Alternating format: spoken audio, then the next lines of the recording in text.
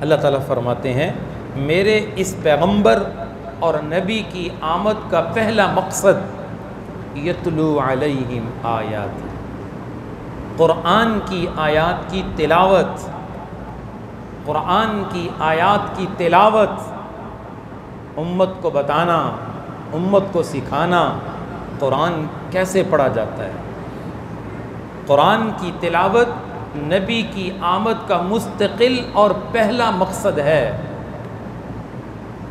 یتلو علیہم آیاتہ، کہ الفاظ قرآن کے پڑھنا سیکھے کہ قرآن کی تلاوت کیسے کی جاتی ہے۔ ورتل القرآن ترتیلا، قرآن کو ٹھہر ٹھہر کے خوبصورت پڑھو۔ زین القرآن باصواتکم، قرآن کو خوبصورت انداز میں پڑھا کرو۔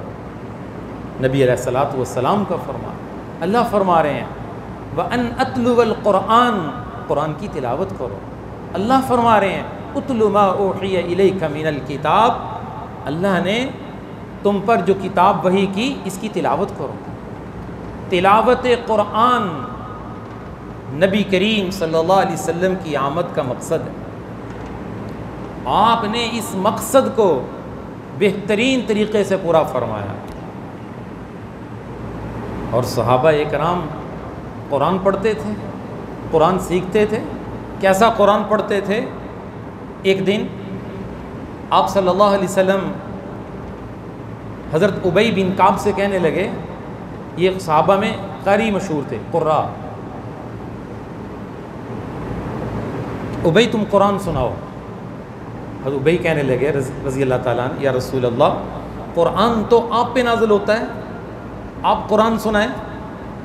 تو آپ نے فرمایا ابی، میرے اللہ نے مجھے کہا ہے کہ ابی سے قرآن سنو، میرے اللہ نے۔ حضرت ابی کہنے لگے یا رسول اللہ اللہ نے میرا نام لیا ہے؟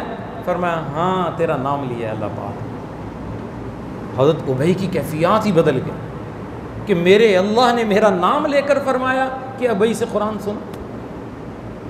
کیا اللہ سے عشق تھا، کیا اللہ سے محبت تھی، کیا قرآن کا عشق انہیں نصیب تھا۔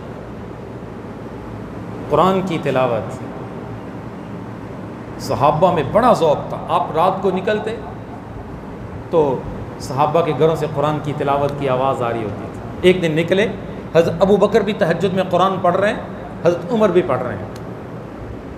تو حضرت عمر سے کہا تم تھوڑا سا آہستہ پڑھا کرو، حضرت ابو بکر سے کہا تم تھوڑا سا اونچا پڑھا کرو۔ قرآن کی تلاوت اللہ کی رحمت کے نزول کا سب سے بڑا اور بہترین ذریعہ۔